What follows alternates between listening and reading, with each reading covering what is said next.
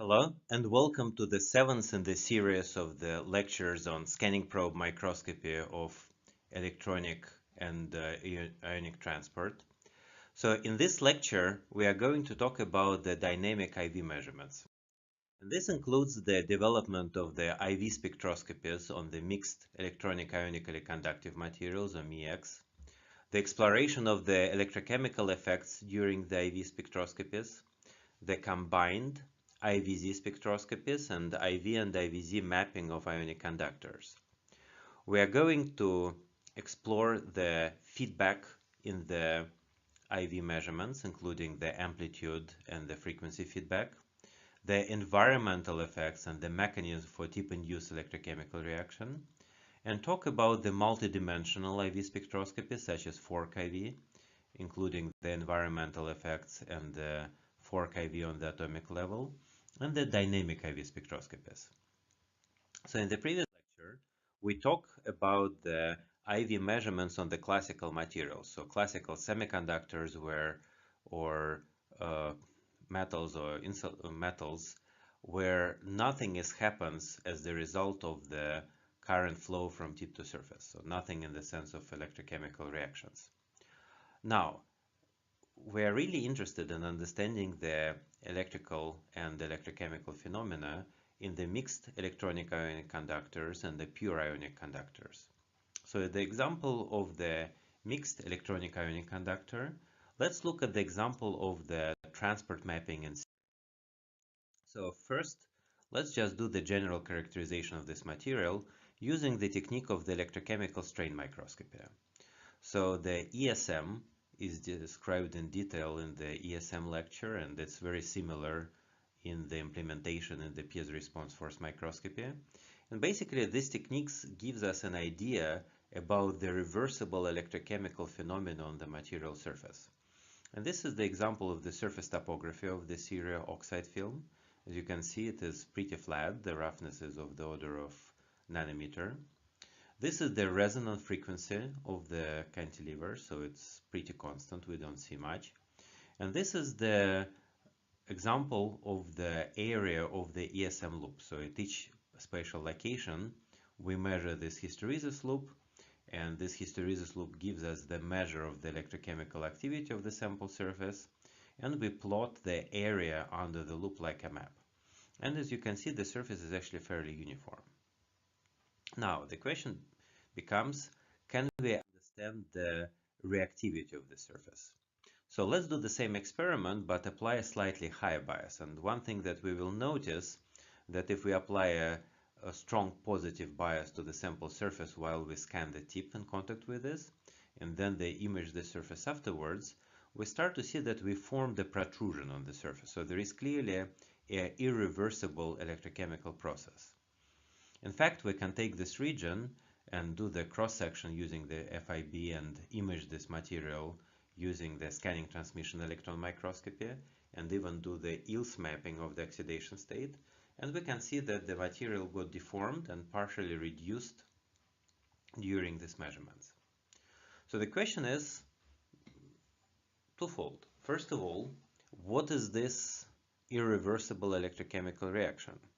And second, can we somehow study both the irreversible electrochemical processes and reversible electronic transport at the same time, or at least eventually?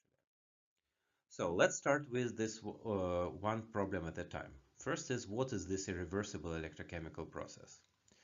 So the first suspicion that you should have whenever there is surface reactivity is that this is something that is affected by the water layer. So this is the first guess. What we did was to explore this irreversible process as the function of temperature and the function of the humidity in the system.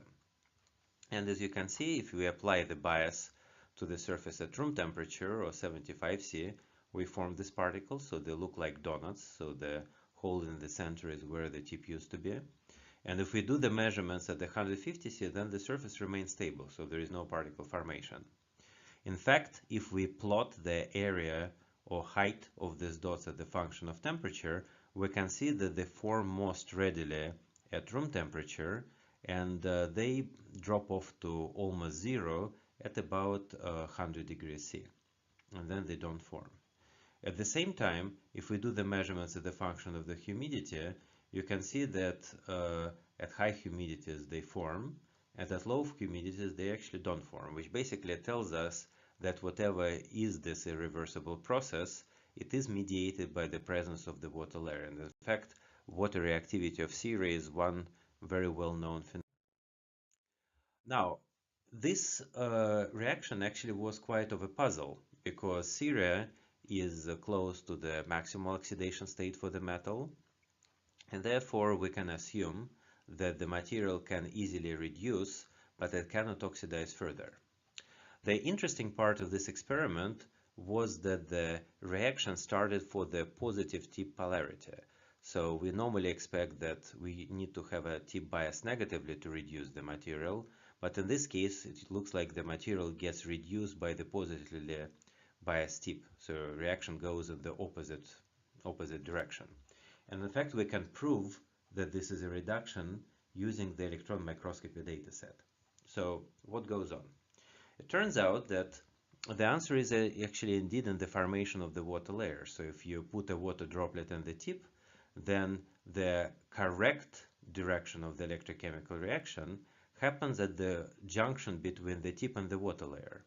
And the opposite or counter reaction happens at the junction between the water layer and the Syria. So once we remove the tip and the water layer, we see the signature of the electrochemical process in the opposite direction. That was rather surprising and took us quite some time to understand, but it has focused our attention on the mechanism and the role of the environment in the tip-induced electrochemical reactivity. And I'll show you more example of it in the discussion of the lithium conductive ceramics. It also allowed us to show that we actually have a complicated phase diagram for the tip-induced electrochemical processes as a function of voltage and temperature. So for low voltages and low temperatures, nothing happens. So material behaves like a dielectric. Neither ions nor electron can move. If we increase the voltage, then we can induce either ionic or electronic motion, but the process can be irreversible. So this is essentially a breakdown. However, at higher temperatures, we get to the regime when the ionic transport is fast enough to be probed by the scanning probe microscopy. And for even higher temperatures, we start to get the electrochemical reaction mechanism. The question is that the boundaries between these different regions are very ill-defined, and we always have to balance the measurement with the onset of the irreversible process. So how are we going to do it? And the answer is we need to incorporate the feedback. For example, for the Syria, we know that the irreversible processes and the formation of the particle on the surface happens only when the currents are sufficiently high.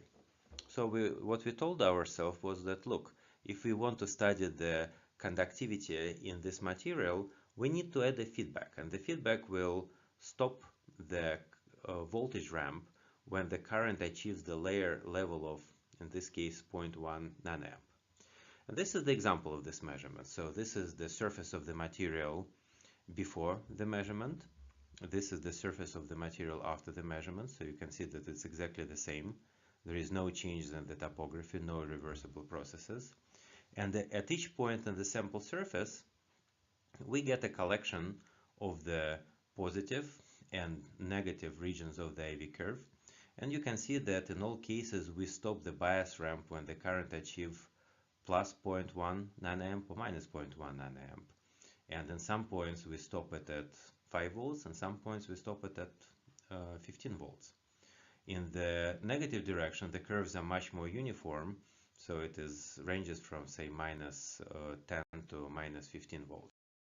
And then it turns out that if we have these sections of the IV curves, we can analyze them. So it turned out that for the positive bias, the shape of the curve is best described by the hyperbolic sine fit, and then we can fit each curve by the sine h function and take the map of the corresponding coefficients.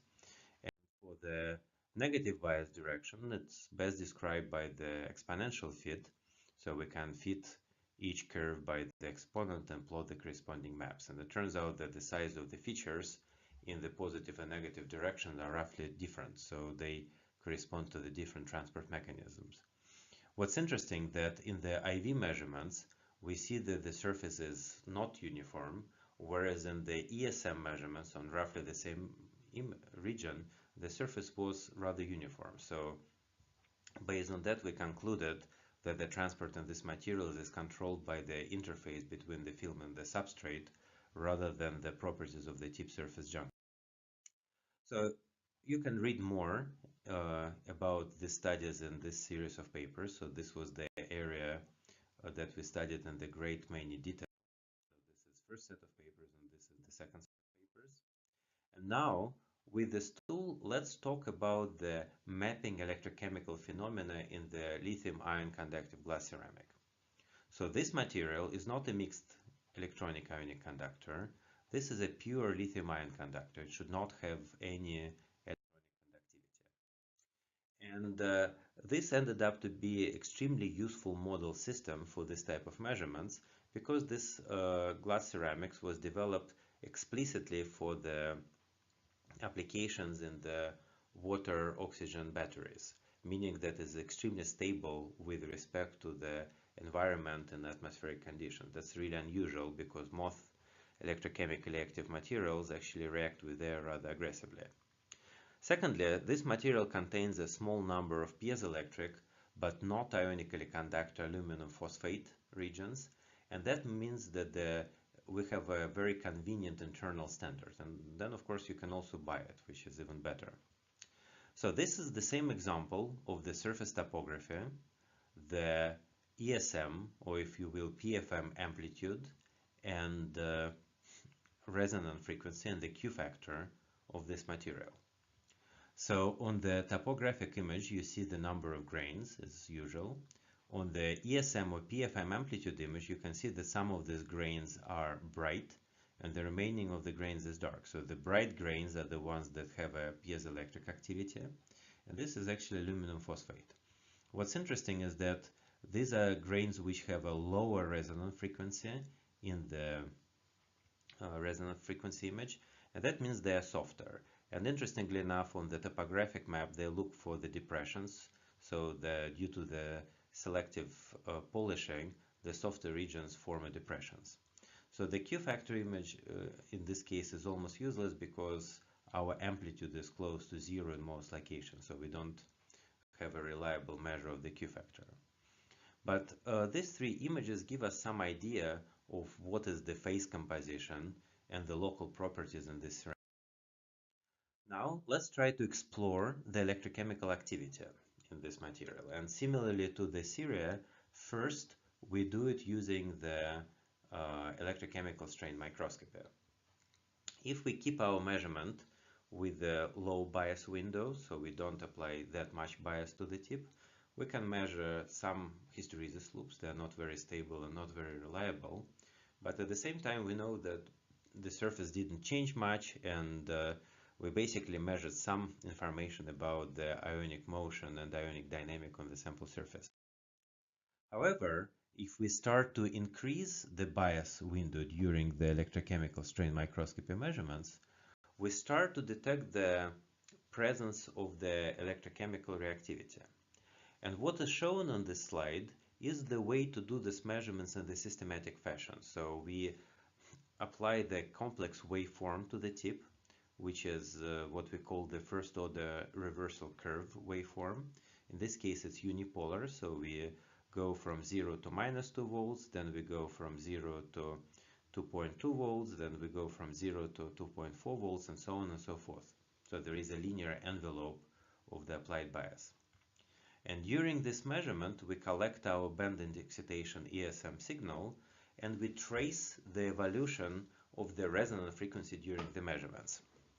And it turns out that in some locations that I call inactive location, the resonance frequency does not change as a function during this measurement. And in some locations, there is a rapid jumps in the resonance frequency.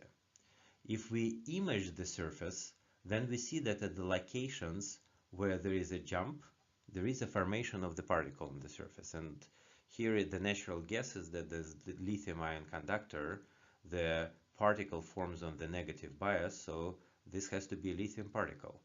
Can we prove it? Okay, let's look at the positive direction. So in the positive bias, we can apply pretty high biases. There is nothing going on. The resonant frequency is stable.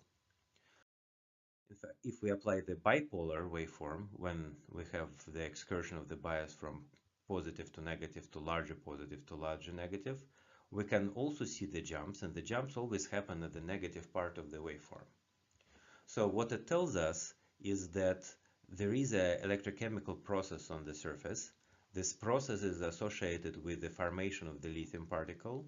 Once the lithium particle forms, it changes the contact conditions on the tip surface junction, and this change in contact condition results in the shift in the resonant frequency, and we can measure the shift in the resonant frequency very reliably. So this is a pretty effective spectroscopy to detect the onset of the particle formation. So the question is, what can we learn about it? And the question we asked is, can we detect the currents associated with the particle formation? So why would there be a current? The answer is very simple. If we form a lithium particle, then we need to deliver certain amount of the electrons to the surface just to reduce the lithium. So we run this experiment, and lo and behold, we can indeed measure the current flowing from tip to the surface when the particle is formed. More importantly, we can perform these measurements on the grid of points. We can calculate the volume of each particle, and we can calculate the area under the current voltage curve. So the area under current voltage curve gives us the transferred charge, whereas the volume of the particle gives us the estimate of the amount of the formed lithium.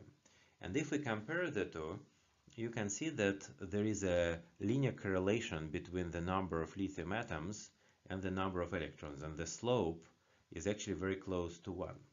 Notice that we cannot judge what is the efficiency of the process because the volume of the particle is not measured very precisely, and we also don't know what the particle is. The measurements are made in air, so initially the particle is lithium, but if we wait for a while, the particle is probably going to oxidize, so we don't know whether it is lithium or reoxidized lithium oxide.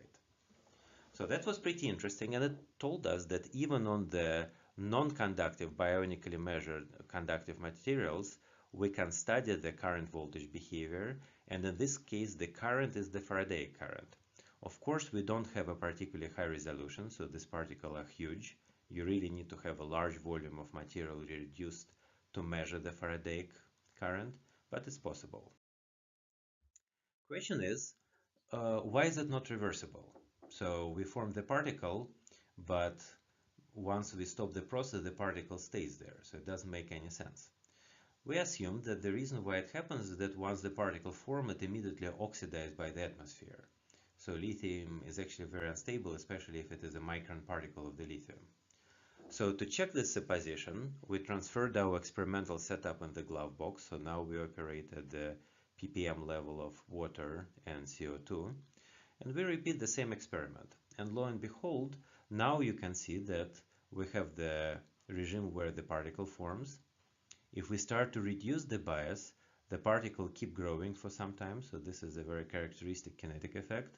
But then if we go in the opposite direction, we start to see that there is a positive current spike. So this current spike here happens because the particles start to dissolve back in the material, and once it dissolves, it actually gives the electrons back to the tip. So we sort of made a very poor and very inefficient battery. In fact, in this case, we can also compare the size of the particle and the number of electrons. And now you can see that again the slope is linear, but lo and behold, the relationship is now very close to 1. So before we were not sure whether the particle of material, but now it is just consistent with the particles being formed by the metallic lithium. We can explore the ratio between this anodic and cathodic current, so the measure of reversibility. So in this particular experiment, this is 5%, so it's not terribly reversible. However, we can explore how the reversibility is affected by the particle size. So we apply the series of the voltage pulses with a different limiting voltage in the system. We plot the size of the particle as the function of the limiting bias. So for voltages below 3.5 volt, we really don't form that much lithium. And then the size of the particle starts to grow.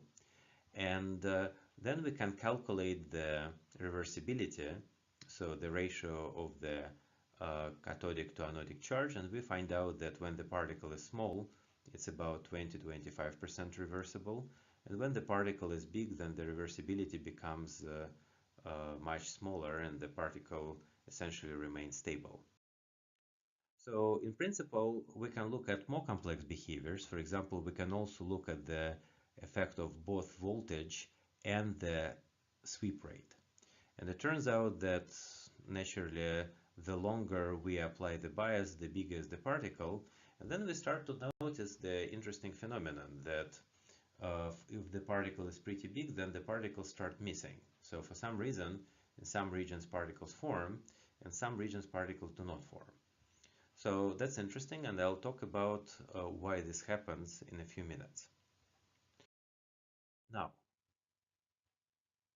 how can we explore the system in more detail? So, measuring the size of the particles after the experiment is very time consuming. So the question is, can we do the measurements during the experiment? And to do that, we introduce the approach that we refer to as the IVZ mode, when we measure both the current and the tip position. And what the IVZ mode does is shown on this graph, where we show the tip height and the current flowing through the tip as a function of time.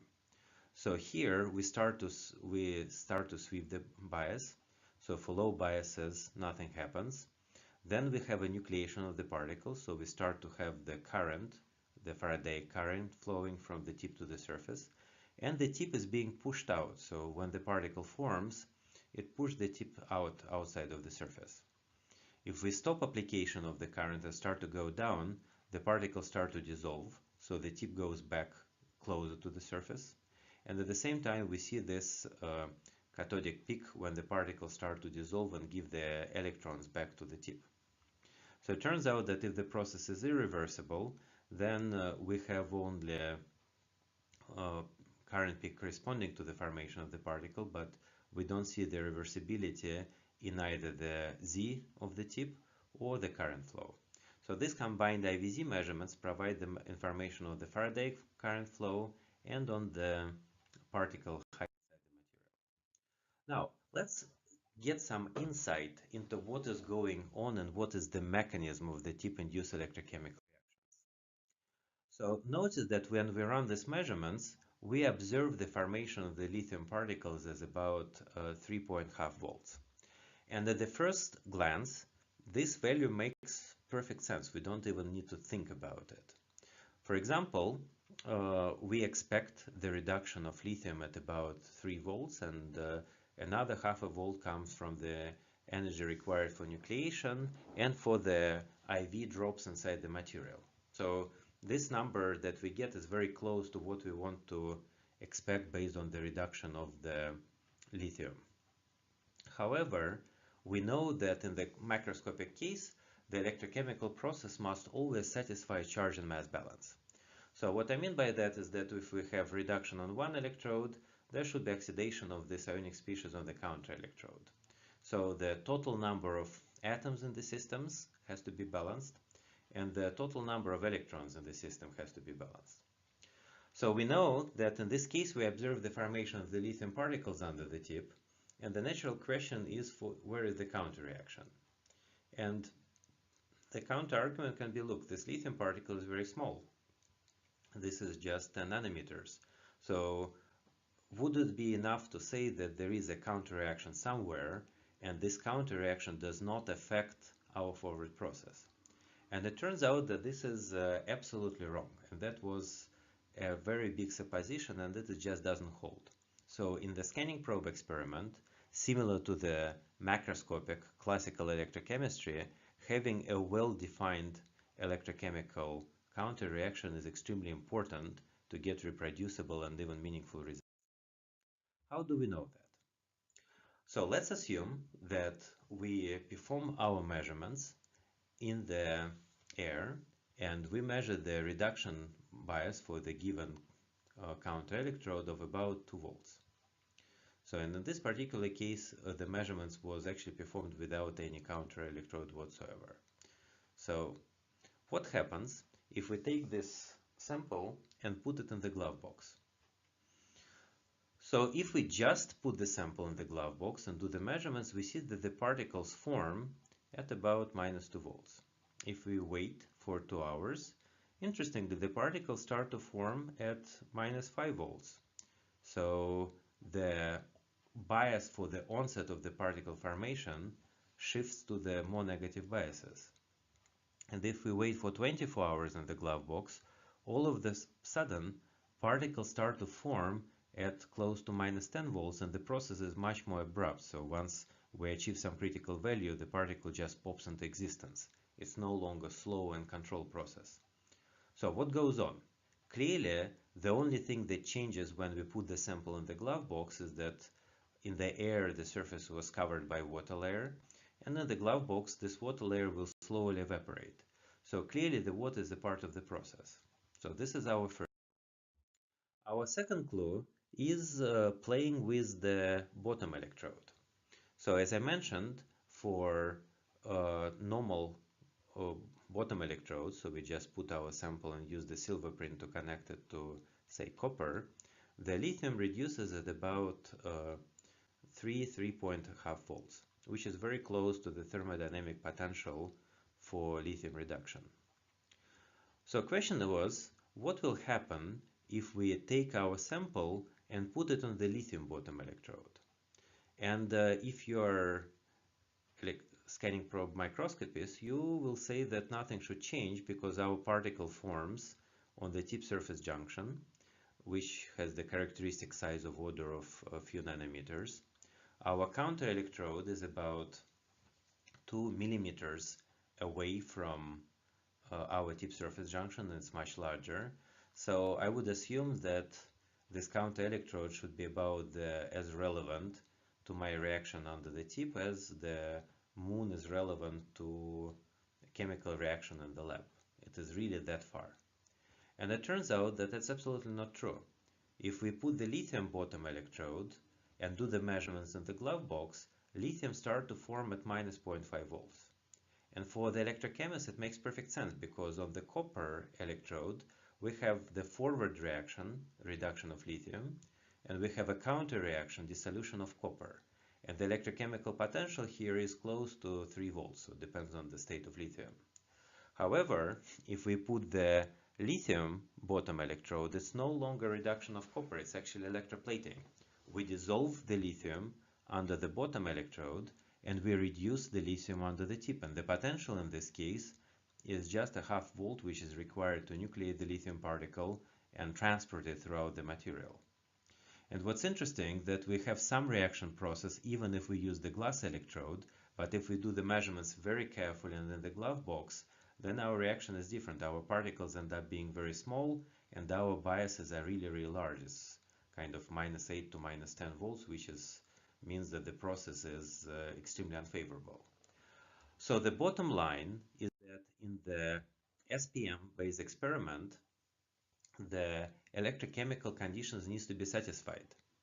If you have a forward reaction, for example, formation of lithium particle, there has to be a counter reaction, so dissolution of the anode or some reaction involving water. So the question is, why do these measurements always work, quote unquote, in ambient?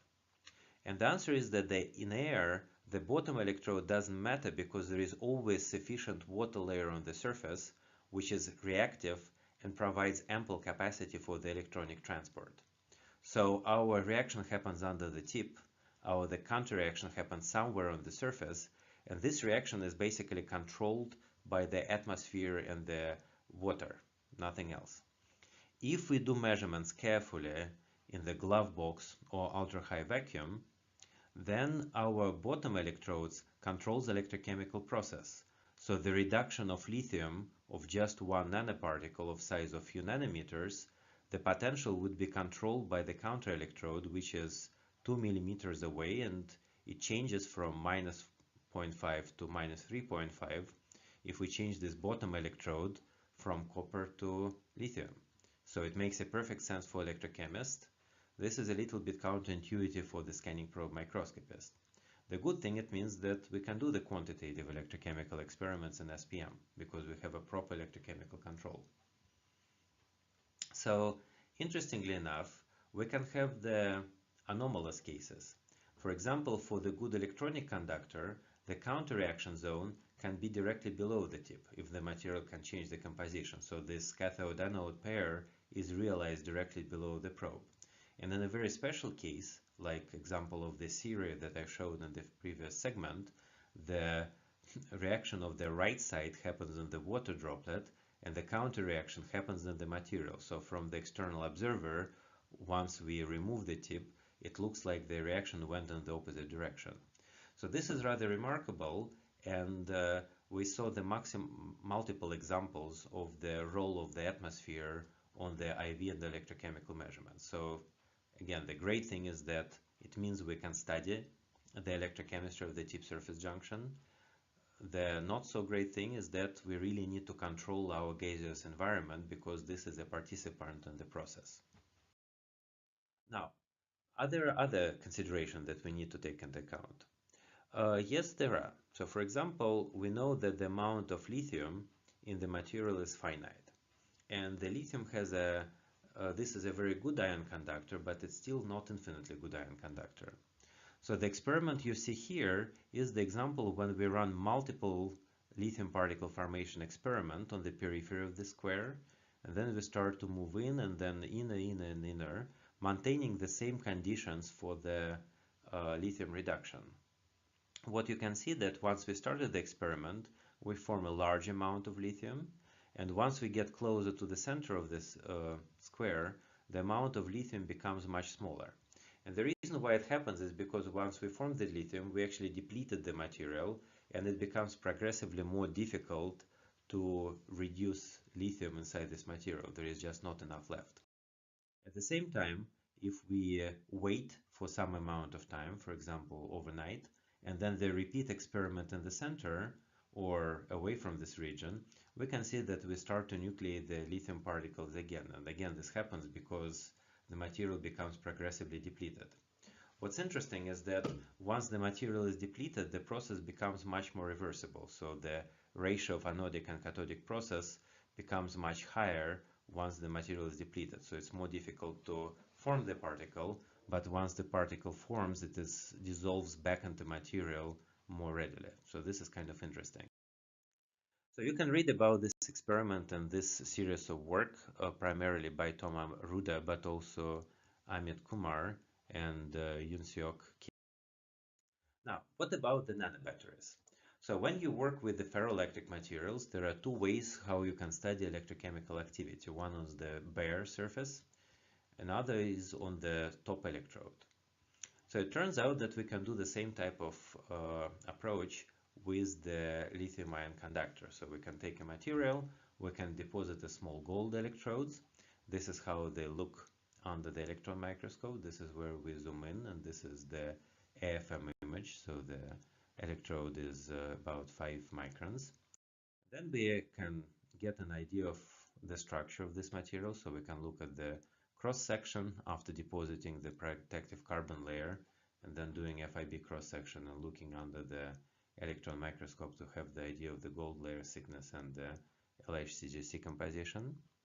Then we can study the electrochemical processes when we put our tip in contact with this electrode, and we start to make this IV and IVZ measurements.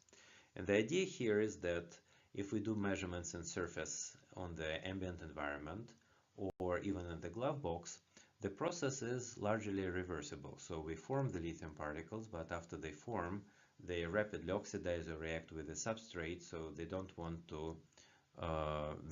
to dissolve back in full. So rather than studying reaction at the tip surface junction, how about we use the tip only as the current source as the sensor, but the reaction is going to happen at the junction between the gold electrode and the LICGC material. It turns out that this approach works remarkably well. So we can measure the current voltage curves. They show much higher degree of the irreversibility. So in this case, we can cycle the material up to the 300 cycles. And you can see that we have a strong peak corresponding to the deposition of the material. And then we have a peak corresponding to the dissolution. After about 100 cycles, we see that the materials start to fade, and we can no longer create lithium, and we can no longer dissolve lithium. So this is a zoom in on this region when we look at this same data as a function of the cycle number for first 180 cycles. And we get the idea of the current flow, we get the idea of the height change, so we get the percentage of the reversible and irreversible behavior, and we get the idea about how the statistics evolve with time. So it gives us the idea of the electrochemical processes on the gold LICGC. So this experiment is described in this publication. Now, what about the feedback? So I already showed you that if we want to study the electrochemical processes in the Syria, we had to implement the feedback on the total amount of the current that we allow to flow through the system. So let's look at this in a little bit more detail and discuss both the amplitude and the frequency-based feedback.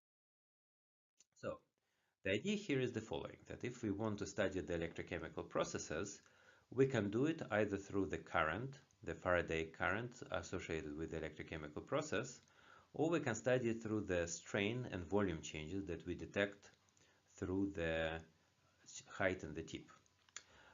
The problem is that the electrochemical processes are very often irreversible. So once we form the particle, it actually starts growing, and nucleation is a difficult part, and growth is actually a pretty easy part. It will keep, once it nucleates, it will grow really fast. So we need to do is to somehow stop the process after the particle formed. And the way we do it is by using the feedback on the current magnitude. So that allows us to increase the spatial resolution. This is the example of the feedback on the LICGC. So this is our material surface. We have the control loop that stops the voltage sweep once we achieve the certain current level. And then we look at this particle, and rather than having huge tens of the micron size particle, we have actually pretty small particles formed because the amount of the control charge in this case is actually very, very limited. Of course, it would be even more interesting to introduce not the current, but the charge-based feedback, but this is something that we couldn't do at that time.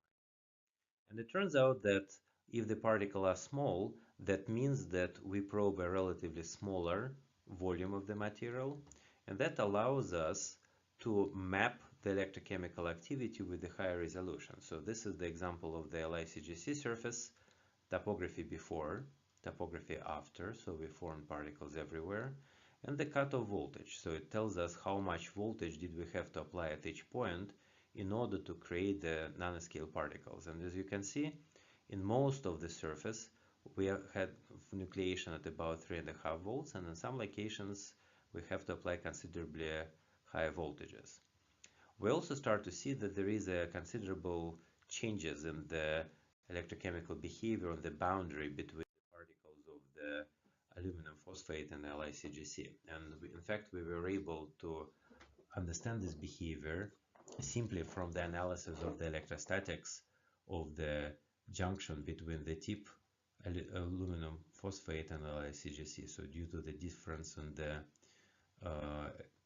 dielectric constant, we have a redistribution of electric field, and that affects our nucleation process. So the next question is, can we explore the electrochemical process from the kinetic perspective? And one way to do that is to apply bias and then observe how long it will take the particle to nucleate. But this strategy is not very convenient, and more importantly, once the particle forms, it starts to grow very fast, so we lose the spatial resolution. So we asked ourselves a question: is it possible to map the electrochemical process and the kinetics in the frequency space rather than in the time domain? So let's make an experiment. So imagine that we know that in this particular material the reaction starts at about 3.5 volts. And basically at the frequency of 1 Hertz, this is the cutoff reaction. So what will happen if we apply the same bias at the 300 kilohertz? And the answer is that actually nothing is going to happen. There is no reaction. If you remember the lectures on the KPFM in the liquid environment, if we apply a sufficiently high frequency that even at the high biases, the ions don't have enough time to move and nucleate. Which basically means that if at the same voltage a reaction happens at low frequency but does not happen at high frequency, there must be a frequency cutoff corresponding to the onset of reaction for each particular voltage. So the question is, can we do that? And the answer is yes, we can. So what we need to do is to modify our system when we introduce the frequency sweep at each point on the sample surface, and then once the particle forms, we stop this frequency sweep. Then we repeat the process for different voltage. So this is the example. This is the applied bias waveform. So we start from very high frequency when nothing happens, and then we slowly change the frequency with time. So we make the oscillating waveform slower. So this is how our logarithm of frequency versus step goes. And this is our change in the particle in the tip position. So you can see that once our frequency dropped to about 10 kilohertz, then particles start to nucleate, and after they nucleate, they grow. It turns out that this process has a strong bias dependence. So if we repeat this frequency sweep measurements for the large number of biases, we can map the phase diagram in the bias logarithm of frequency coordinates, where in the red region we have a unity probability of the reaction, so the reaction always happens. If we have high frequencies and low bias, the reaction does not happen. And then we have a transition region where the reaction happens with the intermediate probability. And it turns out that this transition region is really very narrow. So even though we perform measurements in multiple locations on the surface for better statistics, these measurements are rather reproducible and position independent. So when you look at this graph, you can see that the boundary between the reaction happens and the reaction does not happen region have a two very well-defined linear regimes. So what do they mean? And it turns out that we can understand this behavior from a simple nucleation theory when we say that the nucleation timescale depends on the number of lithium atoms in the particle, several constants, and it's proportional to voltage with some coefficient which determines the voltage divider effect between the tip and the surface. So it turns out that if we look at our numbers, we can conclude that the first regime corresponds to the nucleation of one induced by one lithium atom, so that's enough to form a new phase. And the second corresponds to the case when we can nucleate on the empty nucleation site. So the single created lithium atom represents a supercritical cluster that starts to grow. And this is close to what can be expected for the classical electrochemical processes. So this frequency bias spectroscopy offers us the way to study in the statistically significant fashion the reaction rate of the tip-induced electrochemical processes. And you can read more about it in this publication. Now, what about other materials? So it turns out that we can study electrochemical tip-induced reduction in the large number of materials, and this combination of IV and IVZ measurements is really a universal tool. And this is just few examples of the IVZ measurements of the silver electrolyte. So we use this first order reversal curve measurements, and we can map the formation of the silver nanoparticles, and in this case they form these beautiful fractal structures. And in fact, we experiment with the measurement time and tip bias, we get a beautiful phase diagram when for short times and small biases we form a well-defined particles, and for large times and large biases we start to form the beautiful fractals on the sample surface. So it's a little bit more difficult to quantify this behavior, but this behaves a classical electrochemical behavior in the system. And these studies on silver electrolytes can be summarized in the set of papers by Sangmo Yang, and studies on different materials such as nickel oxide can be found in this publication. Now, what about the interpretation of these multidimensional IV methods? So you have noticed that when I talked about the electrochemical measurements on the mixed electronic ionic conductor or special ionic conductors, I was regularly introducing these first order reversal curves. And the question is, it gives us a lot of data. What can we do with this data? And what is the idea of these first order reversal curve experiments? And the answer is that first order reversal curve measurements are great if we want to understand the behavior of the system where the chemical changes are possible. So think about it this way. Imagine that we study electronic transport in the system when there is no chemical process, it's purely physical transport. In this case, if we sweep voltage with time as shown here, the sweeps in the positive and negative direction are going to give exactly the same IV curve. So nothing changes, so forward IV curve and reverse IV curve are going to be exactly the same. Now imagine that application of sufficiently high bias introduces small changes in the system. So we saw this for the fork curves for the LICGC and for Syria. If there are small changes in the system, that means that the conductivity of the system going forward and going backward is going to be different, which means that the first order reversal curve will open the hysteresis. What that means in turn is that we plot the area under the fork curve as the function of this limiting bias. We'll see the onset of the reaction as the appearance of the hysteresis. And then presumably if we do it as a function of time or voltage sweep or whatever, we can get some insight in the kinetics of this process. So this is the idea behind the fork measurements. And this is the example when we actually tried this approach on the very interesting system formed by the cobalt ferrite nanopillars in the bismuth ferrite matrix. So this system was proposed and explored by our colleague Eddie Chu in Taiwan, who observed that there is a conductivity on the interface between the CF4 and the BF4 region. And what made him excited is that this conductivity can be turned on and off by the tip. So if you look at this image over here, you can see that here all four boundaries of the grain are conductive. And then he can apply the bias pulse and turn this one off, and these three are conductive, and then he can turn 2 off, and then he can turn 3 off, and then he can turn all of them off. So each cobalt ferrite particle essentially has 4 conductivity channels associated with it. It's really cool. The question is, can we get some insight into the conductivity of this system using this first order reversal curve, so in a more systematic fashion? So we run this experiment, and this is an example of topography, current map, the fork IV curves, and the average loop area. And you can instantly see that there is a opening of the hysteresis, as we expect. But question becomes, how do you analyze this data set?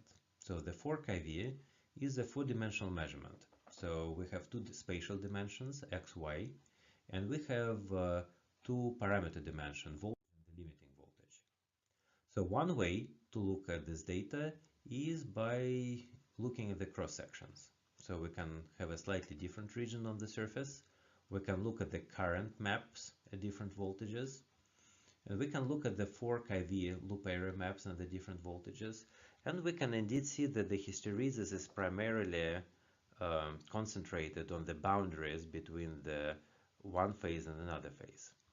But whenever we look at the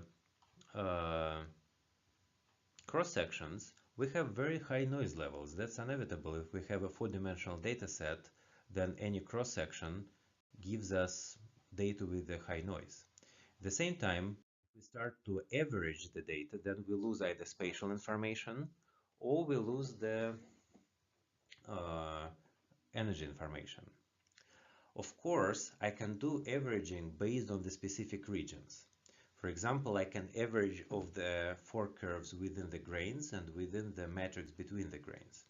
However, this is a fundamentally wrong approach, because if I do something like this, I already postulate in this analysis that I expect the behavior to change between the grains and between the matrix, but I do not allow for the variation within the grains, and I do not allow for the variation within the matrix. So one has to be really careful with this type of techniques. So the question is, what can I do?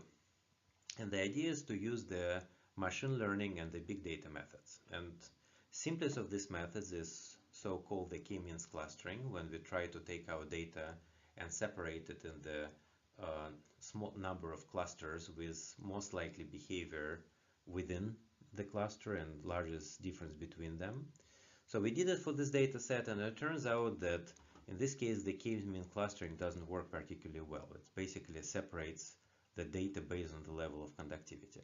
So good method, but not the right method for this particular application. So it turns out that there is a method which is ideally suited to this problem, and this method is called the Bayesian linear unmixing.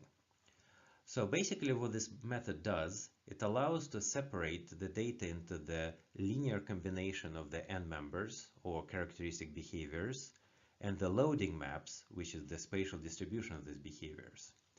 So as an operator, you tell the algorithm how many components are you looking for. So we can play with 1, 2, 3, 4, and so on components. The important aspect of the BLU is that it separates the components which satisfy the condition of being non-zero and adding up to 1. And it turns out that these are exactly the conditions which are matched to the physical model of parallel conduction channel. And it turns out that if we apply this BLU method for this particular system, we got a remarkable separation of the relevant physical behavior.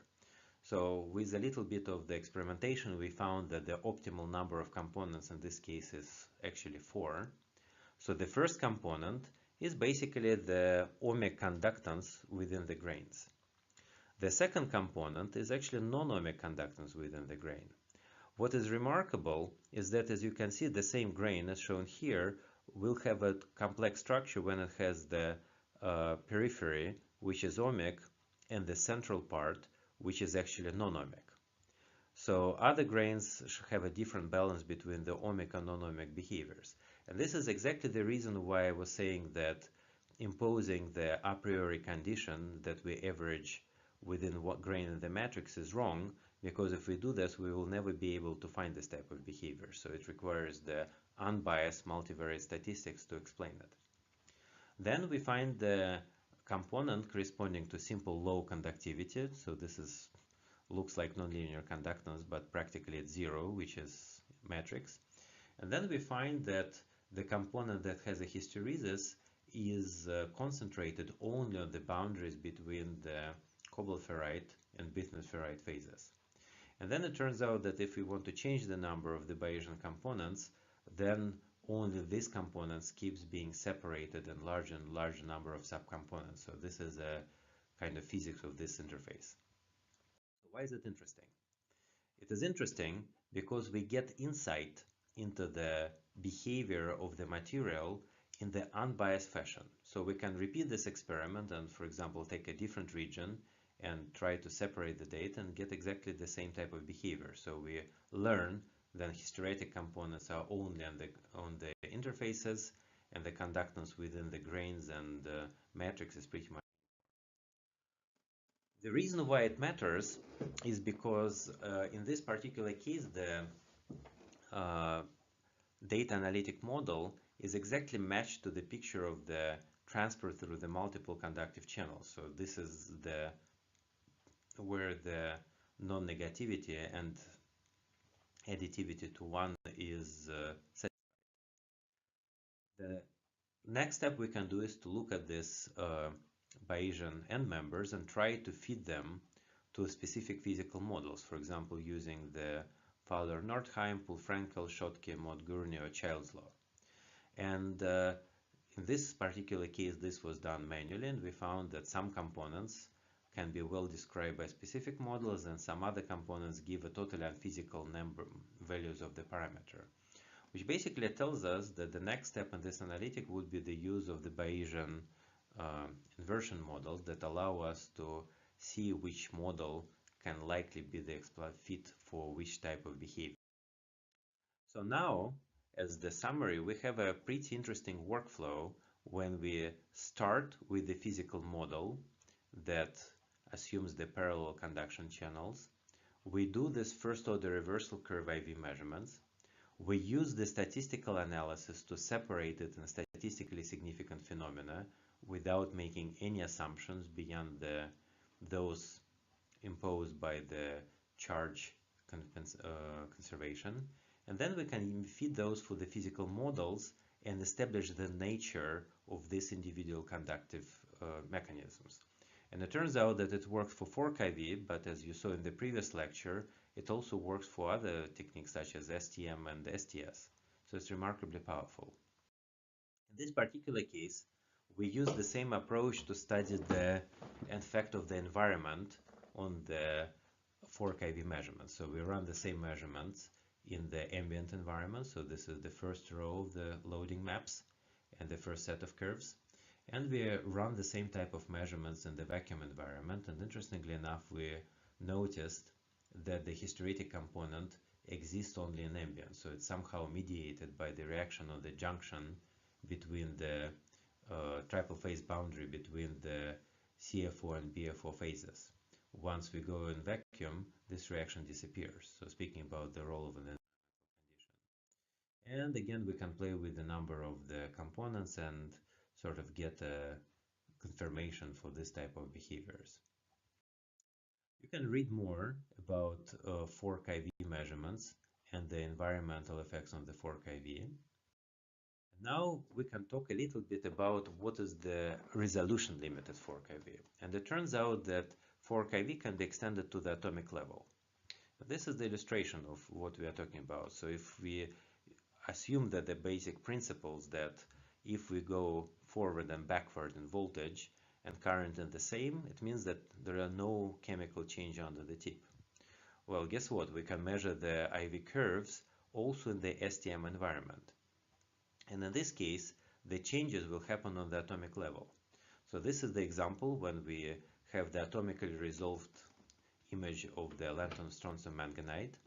We apply the fork IV curve and we observe that there is a sharp jump in the current. And if we zoom in on this region, we can see that 2 oxygen atoms disappeared and now we have a bivacancy inside the material.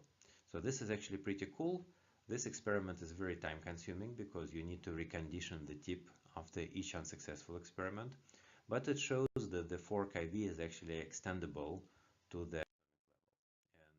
And this paper by Rama Vasudevan describes this process in a bigger detail. Now, let's talk a little bit about the ultra-fast IV measurements. So it goes to the point of why IV mapping or fork IV mapping slow. And this is simply the consequence of how we do the measurement. Our goal is to determine the resistance of the sample as a function of voltage. So this is what we want to do. However, once we have the measurement circuit, it has two contributions to the current flowing through it. One is the current V over R, which is the material property. And another is the capacitive current that is controlled by the rate at which the voltage changes.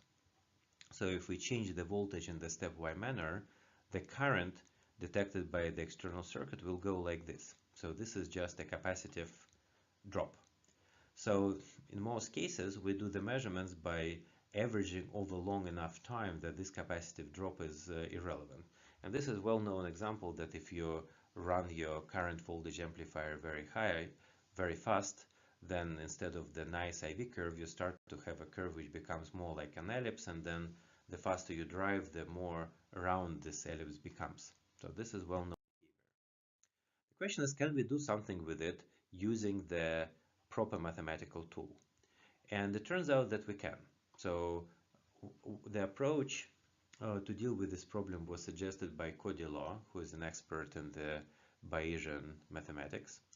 And the assumption was that if we have this type of behavior and we know that our measurements are affected by the capacitive effects, what we can do is to use the Bayesian inference to reconstruct the IV curve, assuming the known prior for the capacitive coupling.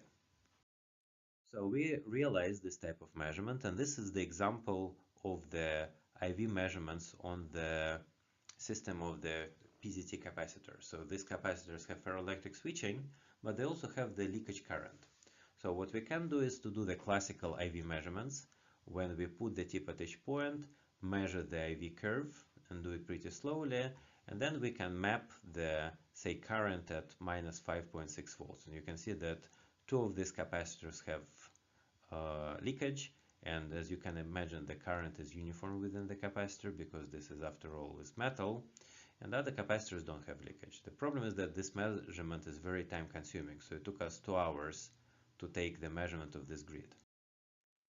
Now, what if we do the measurements very fast? And if we do the measurements very fast, then our IV curve starts to look like this. So it starts to become very broad because of the capacitive coupling, and also start to develop this interesting nooses over here. So what's going on? So the answer is very simple. What happens is that in this case we have the broadening to the capacitive coupling, and the nooses appear because of the ferroelectric switching within the capacitor. So this peak is the charge dropped into the measurement system by the ferroelectric during its switching. And it turns out that using this Bayesian reconstruction, we can measure the IV curve or resistance voltage curve, and we can also measure the uncertainty interval during this measurement. So the blue curve here is the measured curve, and the red curve is the reconstructed Bayesian curve. So this is the idealized IV curve, and of course we need to do it separately for the forward and backward sweep, exactly because of the ferroelectric switching.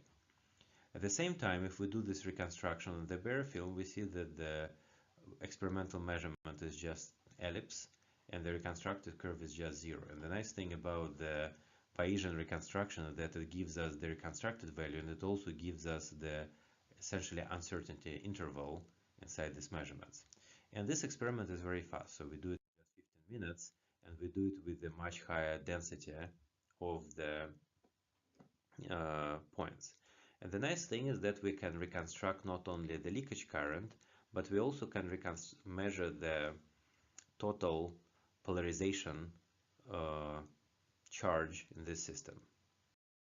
So this is the paper when you can read about these measurements. And as you can notice, this is very recent, so this field is under very active development. And thank you very much for your attention.